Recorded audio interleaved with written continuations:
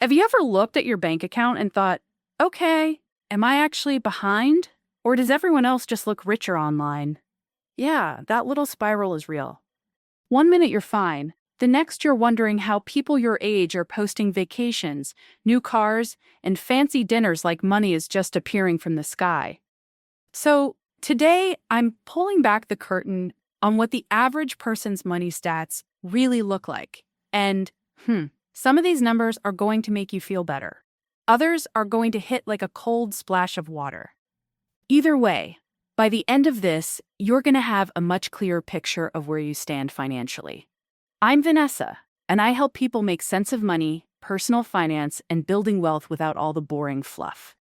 So if you like learning how to get your finances together and maybe get a little ahead of the crowd, go ahead and subscribe. And if this helps you out, tap the like button too. Now, before we get into the numbers, let me ask you something. When you picture the average person's financial life, what do you see? Someone who's responsible, saving steadily, and stacking retirement money? Or someone who's basically winging it every month and hoping the math works out? Here's the thing. Most people have a totally warped idea of what normal looks like with money. We think we know, but we usually don't. And that matters, because money stats aren't just random trivia. They're a cheat sheet. If you know what the average person is doing, you can make smarter choices with your own income, spending, saving, and investing. So, let's start with the number that hits everybody first: income. If you're getting paid every 2 weeks, are you making more or less than the typical worker? According to the latest Bureau of Labor Statistics data, the median weekly earnings for a full-time worker are just over $1,000. That comes out to about $52,000 a year before taxes. And just to be clear, that's individual income, not household income. So that's one person's paycheck, not a whole family's combined money. Also, median means half earn more and half earn less. It's the middle. So if you're around $26 an hour, you're basically right there with the average full-time worker. But of course, the government wants its cut. Federal taxes, state taxes, Social Security, Medicare, all of that shrinks the number pretty fast. Depending on where you live, that $52,000 can turn into something more like $35,000 to $40,000 in take-home pay. And suddenly, it doesn't feel quite as big anymore, does it? But income is only one piece of the puzzle. What people do with that money is where things get really interesting. And honestly, a little uncomfortable. Let's talk retirement savings, because this is where a lot of people are in for a rude awakening. The Federal Reserve says the median amount Americans have saved for retirement is $65,000. Now that number sounds different depending on your age. But before you judge it too hard, remember something important. This includes people who actually have retirement accounts at all. Because here's the kicker. About 25% of Americans don't even have a retirement account. Zero. Nothing. So 1 out of every 4 people is basically planning to figure it out later, or lean entirely on Social Security if it's still doing what it's supposed to do. And for the people who do have retirement savings, the age breakdown gets, kind of spicy. People under 25 have a median retirement balance of less than $2,000. Now, if you're in your early 20s and just getting started, that's not the end of the world. But it does show why starting early matters so much. The 25 to 34 group does a little better, with a median balance around $14,000. Still, that's not exactly a huge cushion for people who've already been working for a while. By the time we get to people 65 and older, the median balance rises to around $88,000. Which sounds decent until you actually do the math. If you retired with $88,000 and used the traditional 4% withdrawal rule, you'd get about $3,500 a year from your retirement accounts. That's less than $300 a month. Let that set for a second. Could you live on $300 a month in retirement? Even if your house was paid off, that still wouldn't cover groceries, utilities, healthcare, and basic life stuff. Not even close. So, if you're in your 20s, 30s, or 40s, and you're looking at that number thinking, maybe I should do more, that's probably the correct reaction. Now, let's talk about Social Security, since so many people are counting on it. The Social Security Administration says the average monthly benefit is around $1,550. That works out to about $18,600 a year. Now, sure, $18,600 might sound somewhat workable if you've got low expenses and no mortgage. But remember, this is an average. If you had years with low income, gaps in work, or you never made much in the first place, your benefit could be way lower. And if your whole retirement plan is I'll just live off Social Security, that's a pretty shaky plan. A lot of people treat it like a backup, not the whole strategy. Honestly, that might be the smarter move. But let's shift to something that affects your life right now, not decades from now. Spending. How much does the average household actually spend each month? According to the Bureau of Labor Statistics, American households spend about $5,577 per month. Over a year, that adds up to roughly $67,000. Think about that. If a household is spending $67,000 a year, they need to bring home at least that much just to break even. And that's take-home pay, not gross income.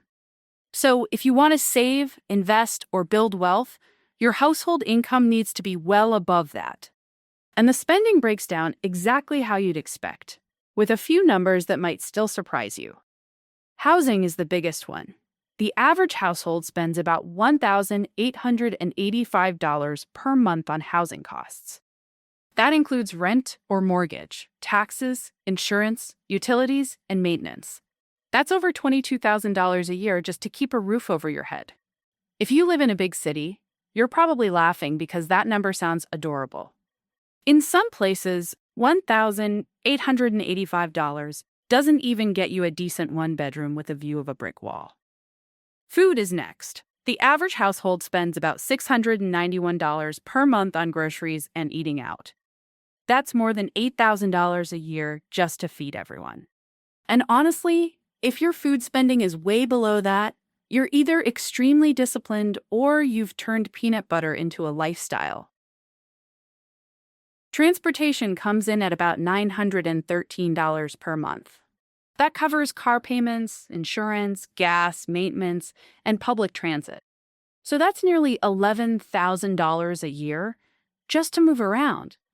This is why financial people always say housing and transportation can wreck your budget if you're not careful. Add those two together, and you're already around $2,700 a month before you even touch anything else. Now let's get into one of the most important money numbers out there: credit scores. A lot of people know credit scores matter, but they don't really know where the average person stands. Experian says the average FICO score in America is 715.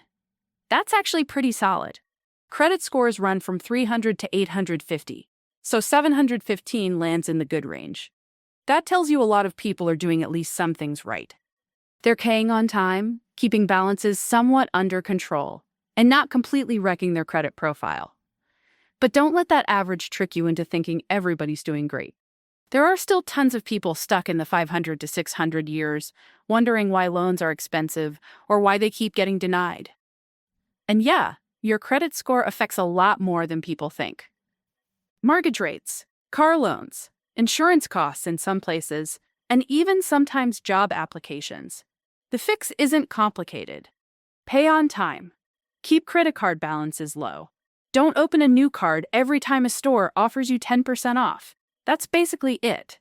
Yet, somehow, a lot of people still make it way harder than it needs to be. Speaking of credit, let's talk about the really ugly part: credit card debt. The average household is carrying over $9,000 in credit card debt. $9,000. And this isn't debt tied to a house or a car. This is usually money spent on stuff that's already gone, worn out, eaten, or shoved in a drawer somewhere. What makes it worse is the interest. Credit cards are often charging 15%, 20%, sometimes 25% or more. So if you're carrying $9,000 at 20% interest, you're burning about $1,800 a year just to stay stuck. That is brutal. And let's be real for a second. A lot of credit card debt comes from stuff people didn't truly need. Sure, sometimes it's an emergency, but a lot of it is takeout, shopping apps, random electronics, weekend plans, and I deserve this purchases that got out of hand. The move here is simple, even if it's not easy. Pay your cards off in full every month if you can. And if you're already carrying a balance, getting rid of that debt should be a bigger priority than investing. Why? Because if you're making 7% in the market, but paying 20% on debt, the math is not cute. You're losing. Now let's talk about net worth, because this is one of the best ways to understand your real financial health. Net worth is what you own minus what you owe. So you add up everything valuable you have: cash, investments, home equity, retirement accounts, cars, whatever, and then subtract what you owe on your mortgage, credit cards, student loans, and anything else. Whatever's left is your net worth. The Federal Reserve says the median net worth for American households is about $122,000. But just like retirement savings, age makes a huge difference here. For people under 35, the median net worth is under $14,000. If you're in your early 20s, that's not shocking. If you're pushing 35 and still sitting there, though, it might be time for a serious financial check-in. The 35 to 44 group sits around $91,000. People 45 to 54 hit about $168,000. The 55 to 64 crowd reaches $212,000. And ages 65 to 74 land around $266,000. What I love about these numbers is that they're not fantasy level impossible. You don't need to be some investing genius or start a company in your garage to get there. You just need consistent habits. Spend less than you earn, invest the difference, and don't self-sabotage. Now here's the part that connects all of this. Savings rate. How much of their income are people actually setting aside? The Bureau of Economic Analysis says Americans save about 6% of their income after taxes. 6%. That's it. And on its own, that might not sound awful. But once you factor in short-term goals like a car, a house down payment, travel, moving costs, emergencies, there really isn't much left over for serious wealth building.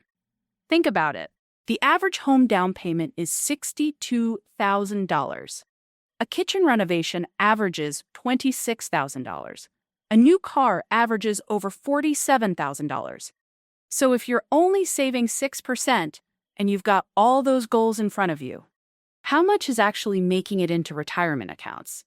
Most financial experts suggest putting at least 10% to 15% of your income toward retirement alone, and that's before other goals. If you want to retire early, or even just retire comfortably, you probably need to save more than that, not less. Now, this next number tends to surprise people. Retirement age: when do most people actually stop working?